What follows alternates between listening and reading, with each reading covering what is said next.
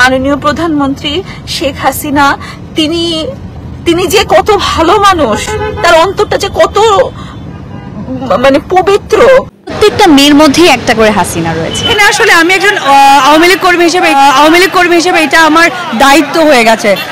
প্রথমেই মাহিয়া মাহি 12 থেকে 16 এই 3 বছরে মাহির ক্যারিয়ার ভালো গেলেও তারপরে তার কোন ছবিটি হিট গিয়েছে তা বলা মুশকিল।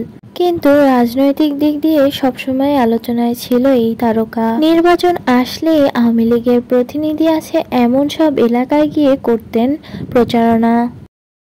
মিনিমাম 50,000 ভোটে ব্যবধানে আমি জিতবো এবং এই আসনে নৌকাকে এনে দেবো ইনশাল্লাহ।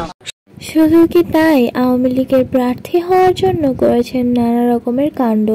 হতে হয়েছিল স্বতন্ত্র প্রার্থী।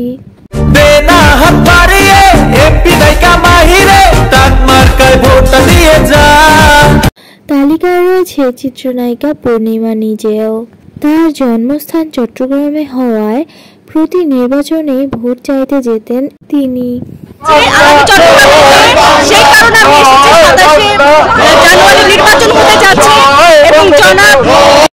এ বিষয়ে পিছিয়ে নেই ঢালিউড কুইন অপু বিশ্বাসও।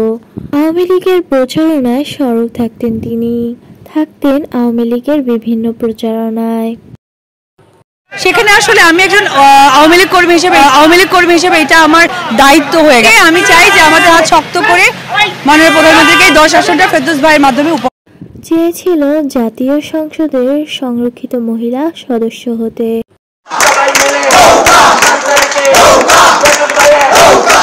এরপরে রয়েছে গরিবের শেখ হাসিনা।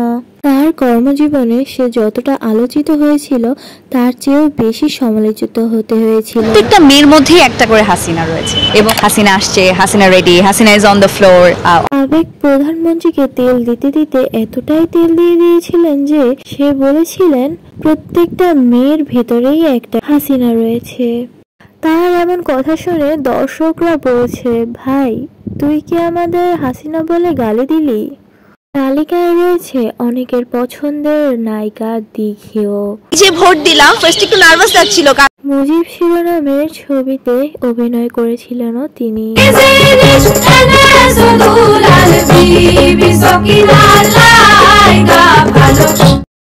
যেতেন আওয়ামী লীগের নির্বাচনের প্রচারণায় অংশগ্রহণ নিতে। প্রায় শেষ সময় এই জন্য প্রচুর ভিড়, ভিতরে আধা ঘন্টা হবে আমরা দাঁড়ানো। আরো তালিকায় রয়েছেন নায়িকা শিরিন শিলা।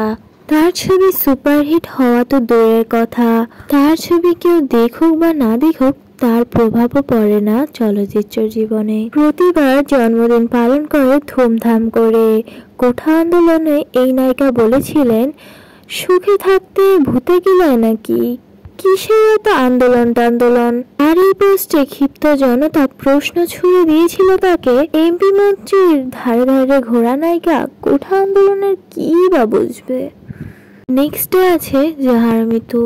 তিনি তো ঢালাই করে করে বলে ওবায়দুল কাদের তার অভিভাবক লাগে। নেক্সটে রয়েছে ফ্লপ নায়িকা নিপুণ।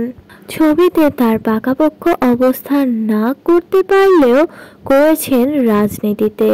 আওয়ামী লীগের রাজনৈতিক প্রভাব খাটিয়ে হয়েছিলেন শিল্পী সমিতির নির্বাচনে নির্বাচিত। দাঁড়ান, ওনাদের মনে তো অনেক কুরকুরানি, এটা একটু কমায়। এই জায়েদ খানের কারণে কিন্তু আমাদের এমডি ভিসা পায় নাই। নেক্সটে তার টার্গেট ছিল জাতীয় নির্বাচনও, কিন্তু তার সময় আর হলো না।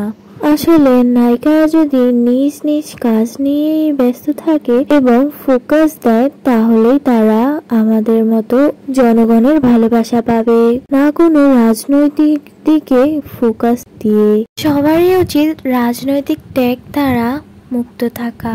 এই কোঠা আন্দোলনে অভিনেতা সিয়াম বলেছিলেন, আমরা জনগণের জন্য কাজ করি, তারা পছন্দ করে না এমন কোনো কাজ আমাদের করা উচিত নয়।